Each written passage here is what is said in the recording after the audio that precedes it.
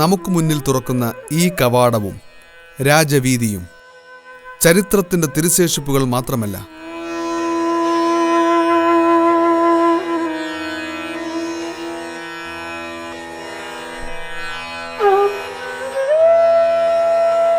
പടപ്പുറപ്പാടുകളുടെയും ചെറുത്തുനിൽപ്പുകളുടെയും കഥകൾക്കുമേൽ സാമൂഹ്യ നീതിയുടെയും കരുണയുടെയും മായാത്ത മുദ്രകൾ ഈ വഴിത്താരകളിൽ പതിഞ്ഞിരിക്കുന്നു.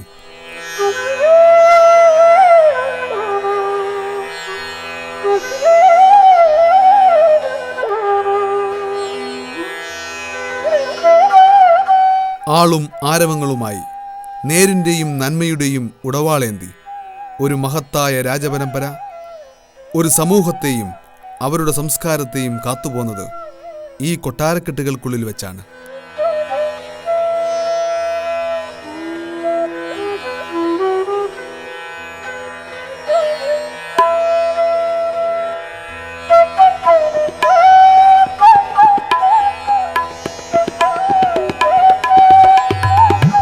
കാലവും ഭരണസമ്പ്രദായങ്ങളും എത്ര മാറിയാലും ജനമനസ്സുകളിൽ ഒരു സുവർണ സിംഹാസനത്തിൽ ഈ രാജകുടുംബം പ്രതിഷ്ഠിക്കപ്പെട്ടിരിക്കുന്നു.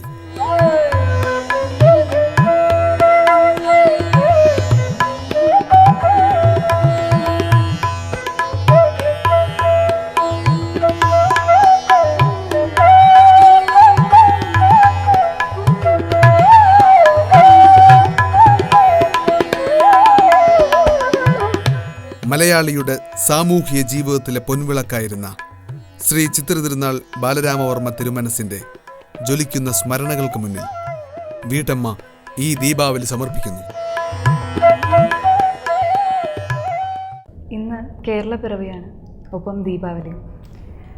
മലയാളികൾക്ക് ആഘോഷത്തിൻ്റെ ദിവസം.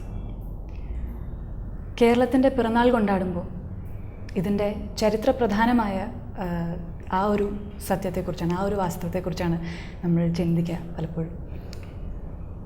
തിരുവിതാംകൂറും തിരുക്കൊച്ചിയും മലബാറും ഒരുമിച്ച് ചേർന്ന് മലയാളികളുടെ നാടായ കേരളമായി മാറിയ ദിവസം. ഇന്നേ ദിവസം ഞാനിരിക്കുന്നത് ചരിത്രമുറങ്ങുന്ന ഒരു രാജകൊട്ടാരത്തിലാണ്. തിരുവിതാംകൂർ രാജകുടുംബത്തിൻ്റെ കവടിയാർ കൊട്ടാരത്തിൽ. ഇന്ന് വീട്ടമ്മയിൽ നമ്മുടെ വിശിഷ്ട അതിഥിയായി എത്തിയിട്ടുള്ളത് രാജകുടുംബത്തിലെ തമ്പുരാട്ടി അശ്വതി തിരുനാൾ ഗൗരി ലക്ഷ്മി ബായി. തമ്പുരാട്ടിക്ക് സ്വാഗതം. പറഞ്ഞ പോലെ കേരളപ്പിറവിയാണെന്ന് ദീപാവലിയുമാണ്. ഒരുപാട് ഓർമ്മകൾ സൂക്ഷിക്കുന്ന ഒരു വ്യക്തിയാണ് തമ്പുരാട്ടി. ഈ കേരളപ്പിറവി പറഞ്ഞ പോലെ ചരിത്രപ്രധാനമായിട്ടുള്ള ഒരു ദിവസം, രാജകുടുംബത്തെ സംബന്ധിച്ചിടത്തോളം അതിലും പ്രാധാന്യമർഹിക്കുന്ന ഒരു ദിവസം. ആ ഒരു ചേഞ്ച്, അതായത് ഇപ്പം തിരുവിതാംകൂർ രാജകുടുംബം രാജഭരണകാലത്ത് നിന്ന് മാറി ജനാധിപത്യത്തിലേക്ക് വരുന്ന, അല്ലെങ്കിൽ കേരളം എന്നൊട്ടാകെ ഒരു സംസ്ഥാനമായി മാറുന്ന ഒരു ചരിത്രപ്രധാനമായ നിമിഷം രാജകുടുംബം അനുഭവിച്ചത് എങ്ങനെയാണെന്ന് തമ്പുരാട്ടിയുടെ ഓർമ്മയിൽ നിന്ന്, അനുഭവത്തിൽ നിന്നൊന്ന് പറയാം. എനിക്ക് വളരെ സ്പഷ്ടമായിട്ട് കൂടുതൽ അതിനെപ്പറ്റിയും പറയാൻ പറ്റുകയില്ല. പക്ഷേ ഒരു മലയാളികളുടെ നാടായിട്ട് കേരളം മാറി. അതൊരു വിധത്തിൽ ലിംഗ്വിസ്റ്റിക് സ്റ്റേറ്റ്സ് എന്നുള്ള പ്രിൻസിപ്പിളിലാണ് കേരളം ഇപ്പോഴത്തെ കേരളമായി മാറുന്നത്. എന്നാൽ പണ്ട് ചരിത്രകാലത്തൊരു കേരളം ഉണ്ടായിരുന്നു, അതിൻ്റെ ഭാഗമായിട്ടൊരു വേണാടുണ്ടായിരുന്നു.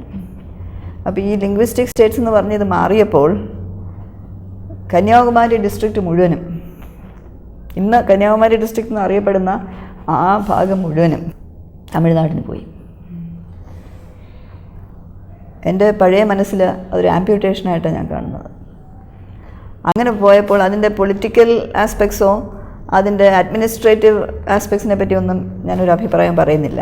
എൻ്റെ വൈകാരികമായിട്ടുള്ള, അല്ലെങ്കിൽ തലമുറകൾ കാലം കോർത്തിണക്കിയ ആ ബന്ധങ്ങളെക്കുറിച്ച് മാത്രമാണ് ഞാൻ പറയുന്നത്. കന്യാകുമാരി ഡിസ്ട്രിക്റ്റ് എന്നറിയപ്പെടുന്ന ആ ഭാഗം മലയാളികൾക്ക് നഷ്ടപ്പെട്ടപ്പോൾ അതിൻ്റെ കൂടെ നമുക്ക് പോയത് വലിയൊരു ചരിത്രം. ഓരോ മണ്ണും മൺതരിയും ഓരോ മയിൽക്കുറ്റിയും ഒന്നിലോ ചരിത്രം തന്നെയാണ്, അല്ലെങ്കിൽ ചരിത്രത്തിന് സാക്ഷി നിന്നതാണ്. അതിനോടൊപ്പം എത്ര മഹാക്ഷേത്രങ്ങളും എത്ര വലിയ വലിയ ചരിത്ര സ്മാരകങ്ങൾ ഇത് മുഴുവനും വേണാടിൻ്റെ ഗ്രാനറി ആയിരുന്നു. ഈ നാഞ്ചിനാട് സൈഡൊക്കെ വയലുകളും അതൊക്കെ അതെല്ലാം ഒരുമിച്ച് പിന്നെ പത്മനാഭപുരം എന്ന് പറഞ്ഞാൽ പത്മനാഭപുരം, കുമാരകോവില്, ശുചീന്ദ്രൻ, കന്യാകുമാരി, ഇങ്ങനെ പറഞ്ഞ അഗസ്തീശ്വരം, തോൾ, ഇങ്ങനെ എത്രയോ സ്ഥലങ്ങൾ വരുന്നു. തക്കല, ഇവിടെ അല്ല, ഞാൻ എല്ലാം പേരെടുത്ത് പറയുകയല്ല, അങ്ങനെ പോകുന്നു. അത് മുഴുവനും ഒരു ഒപ്പ് കൊണ്ട് അത് മുഴുവനും എന്നത്തേക്കും മലയാളികളുടെ ഒരു വലിയ സ്വത്തായിരുന്ന അത് എന്നത്തേക്കും മലയാളികൾക്ക് ഒരു സ്മരണയായി മാറി. അതാലോചിക്കുമ്പോൾ ഒരു സങ്കടമുണ്ട്. വ്യക്തിപരമായിട്ടുള്ള ഒരു വലിയ ബന്ധമാണ് ആ ഭാഗവുമായിട്ട്. കന്യാകുമാരി സൈഡുമായിട്ട് തിരുവിതാംകൂർ രാജവംശത്തിന് വലിയ ബന്ധമാണുള്ളത്, വളരെ വലിയ ബന്ധമാണ്. അത് മാറ്റി പറഞ്ഞാൽ തന്നെയും, ആ ഭാഗം മാറ്റി പറഞ്ഞാൽ തന്നെയും മലയാളിക്ക് അത് നഷ്ടപ്പെട്ടു. പിന്നെ ബാക്കിയുള്ളതൊക്കെ കാലത്തിൻ്റെ മാറ്റങ്ങളനുസരിച്ച് പലതും മാറേണ്ടി വന്നു. ഈ ഭാരതമൊട്ടുക്ക് ഒരു പുതിയ ഒരു പോളിസി ഫോളോ ചെയ്തു. അതനുസരിച്ച് കേരളം ജനിച്ചു. നന്നായിരിക്കട്ടെ. കേരളത്തിന് ഭഗവാൻ അനുഗ്രഹിച്ച ഭഗവാന്റെ ഒരു അനുഗ്രഹം കൊണ്ട് എന്നും വളർന്ന് പന്തലിച്ച് വരട്ടെ എന്ന് നമുക്ക് പ്രാർത്ഥിക്കാം. മണ്ണിനും മണ്ണിൻ്റെ മക്കൾക്കും നന്മ. ഇന്ന് ദീപാവലി കൂടിയാണ്. ദീപാവലി തമ്പുരാട്ടിയുടെ മനസ്സിലൊരു വലിയൊരു ഓർമ്മയുടെ ദിവസമാണ്. ആ ദിവസത്തെക്കുറിച്ച്, ഈ ദിവസത്തിൻ്റെ പ്രത്യേകതകളെ, ആഘോഷങ്ങളെക്കുറിച്ച്, രാജകുടുംബം അത് എങ്ങനെയാണ് കൊണ്ടാടിയിരുന്നത് എന്നതൊക്കെ ഒന്ന്. അതൊരു കുറച്ച് വിഷമമായൊരു ചോദ്യം തന്നെയാണ്. എന്തുകൊണ്ടെന്ന് വെച്ചാൽ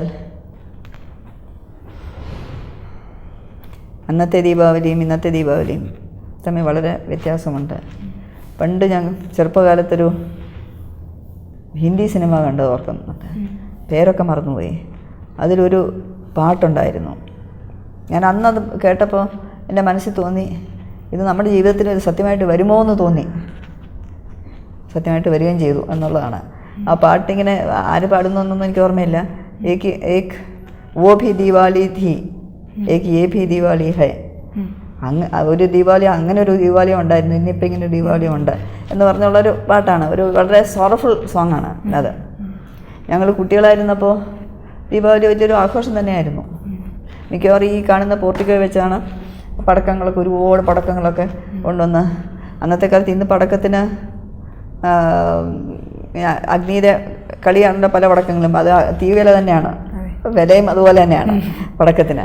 പിന്നെ ഒരുപാട് അബദ്ധങ്ങളും ഒക്കെ പറ്റുന്നുണ്ട്, അപകടം ഒരുപാട് സംഭവിക്കുന്നു. അപ്പോൾ അന്ന് ഞങ്ങൾ കുട്ടികളായിരുന്നപ്പോൾ എൻ്റെ ജ്യേഷ്ഠത്തിൽ പോയി തിരുന്നാൾ, എൻ്റെ അനുജൻ മൂലം തിരുന്നാൾ, ഞങ്ങൾ 3 പേരുമാണ് കുട്ടികളാണ്. അപ്പോൾ ഇവിടെ വെച്ചാണ് അമ്മാവൻ ചിത്രനാൾ മഹാരാജാവും അവിടുത്തെ അമ്മ മഹാറാണി സേതുപാർവതിയുമായി. അമ്മൂമ്മ ഇവിടെ കസേര വന്നിരിക്കും, വല്യമ്പരാൻ ഇവിടെ കാണും. അമ്മ വന്നാലായി, ചിലപ്പോൾ വരും ചിലപ്പോൾ വരില്ല. ഇവിടെ പടക്കങ്ങളെല്ലാം വയ്ക്കും. കൂടുതലും ശബ്ദമില്ലാത്ത പടക്കങ്ങളാണ്, കാഴ്ച മാത്രം, വിഷ്വൽസ്. അപ്പോൾ ഇങ്ങനെ ലാത്തിരിയും കമ്പിത്തിരിയും കൊഴുപ്പവും, പിന്നെ ചില എയറോപ്ലെയിൻ പോലെ പോകുന്ന ഒരു പാരഷൂട്ട് വരുന്നത്, ഇങ്ങനെയൊക്കെ പറഞ്ഞ ഒരുപാട് ഈ വിഷ്വലി അട്രാക്റ്റീവായിട്ടുള്ള പടക്കങ്ങളാണ്. ഈ ശബ്ദമുള്ള പടക്കങ്ങളൊന്നും അധികമില്ല. പിന്നെ അപൂർവമായിട്ട് ഏതെങ്കിലും ഒന്നുണ്ടെങ്കിൽ അത് വളരെ ദൂരെ കൊണ്ട് വെച്ചേക്കും. അപ്പോൾ അങ്ങനെ. പക്ഷെ ഒരു നേരത്തെ ഇതിൻ്റെ അമ്മാവനാണ് ഇതിൻ്റെയൊക്കെ സൂത്രധാരൻ. അതെല്ലാം ചിത്രനാഥ മഹാരാജ തന്നെയാണ്.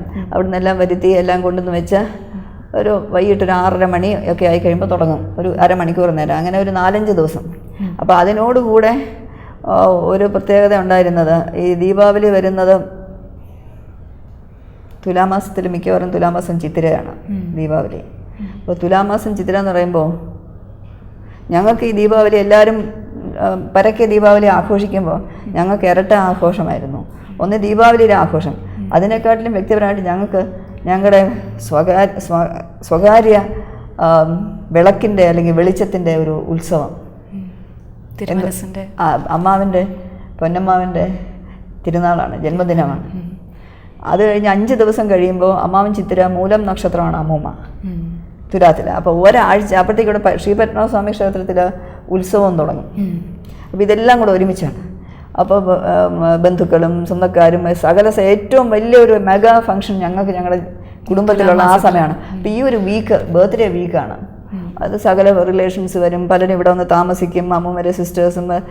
ആകെ ഒരു ഞങ്ങളുടെ കസിൻസ് ആകെ ഞങ്ങൾക്കൊരു ഉത്സവമാണ് അപ്പോഴും വരുന്നതും പോകുന്നതും. അപ്പോൾ ഇവിടെ നാടകം കളിക്കും. തിരുനാളിൻ്റെ അന്ന് വായനശാല, ഗ്രന്ഥശാല, അവരെല്ലാം എല്ലാ കൊല്ലവും ഒരു നാടകം, അത് അവിടെ കളിച്ചിട്ട് അമ്മൂമ്മയുടെ ബർത്ത്ഡേ ഉണ്ടെന്ന് ഇവിടെ കൊണ്ടുവന്ന് കളിക്കും ഞങ്ങളുടെ സ്റ്റേജിൽ. അപ്പോൾ അമ്മാവിൻ്റെ ബർത്ത്ഡേ എന്തെങ്കിലും വേറെ എന്തെങ്കിലും പെർഫോമൻസ്, ആകെ മേളമാണെന്ന്. അന്നത്തെ കാലത്തൊക്കെ വലിയ ഉത്സവമാണ്, ഉത്സവ പ്രതീതി. ഇവിടെ ആണെങ്കിൽ പൂക്കൾ കൊണ്ടങ്ങ് നിറയാണ് ആളുകൾ. വന്ന പൂക്കൾ അമ്മാവിന് വളരെ ഡിസ്കറേജ് ചെയ്ത് നോക്കി, പ്രത്യേകിച്ചും കുറേ കാലം കഴിയുമ്പോൾ ആളുകൾ അങ്ങനെ, എന്നാലും ആളുകൾ വരും, വന്ന് അങ്ങനെ കൂടി കിടക്കും പുഷ്പങ്ങളൊക്കെ. അപ്പോൾ അങ്ങനെ ഞങ്ങളൊരു പ്രൈവറ്റ് വലിയൊരു സന്തോഷകരമായിട്ടുള്ള കാലമായിരുന്നു ഞങ്ങളുടെ ചെറുപ്പക്കാലത്തെ ദീപാവലി. പിന്നെ ഞങ്ങൾ പ്രായമായിട്ട് വന്നപ്പോൾ പിന്നെ പടക്കങ്ങളും ഒക്കെ നാച്ചുറലി അതിൻ്റെ ഒരു ഇത് കുറഞ്ഞു. പിന്നെ ഞങ്ങളുടെ കുട്ടികളായപ്പോൾ പിന്നെയും വീണ്ടും പഴയ ഒരു, അപ്പോഴും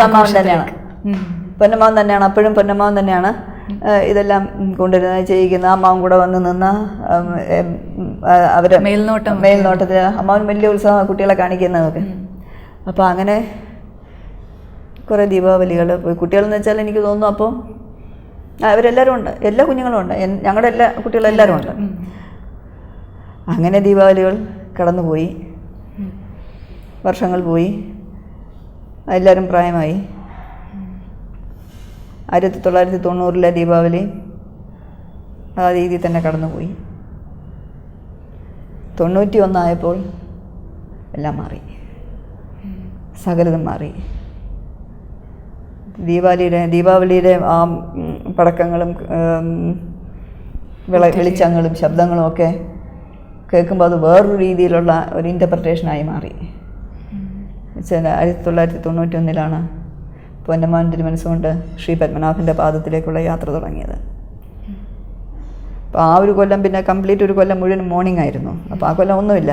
പക്ഷേ അത് അപ്പോൾ പോലും വെളിയിലൊക്കെ പടക്കങ്ങൾ ശബ്ദം കേൾക്കാം, വെളിച്ചം കേൾക്കാം. ആദ്യമൊക്കെ ഈ എത്രയോ വർഷങ്ങൾ അങ്ങനെയായിരുന്നു. ഈ പടക്കത്തിൻ്റെ എവിടെയോ നമ്മുടെ ഹൃദയം പൊട്ടുന്ന ശബ്ദമാണോ ഈ കേൾക്കുന്നത് എന്ന് തോന്നും. ഇപ്പോൾ പുതിയ തലമുറകൾ വന്നു കഴിഞ്ഞിട്ടും ദീപാവലി ആഘോഷത്തിന് ഉണ്ട്. ഇപ്പം എൻ്റെ മൂത്ത മകൻ, ഭാര്യ ഗോപിക, അവർക്കൊരു മകനുണ്ട് വിഷ്ണു. ഇപ്പോൾ കുഞ്ഞിന് 8 വയസ്സായി. അപ്പോൾ അവർ പക്ഷേ മെഡ്രാസിലാണ് താമസിക്കുന്നത്. പക്ഷേ ഇടയ്ക്ക് മറിക്കും തിരുവനന്തപുരം വന്നു പോകും.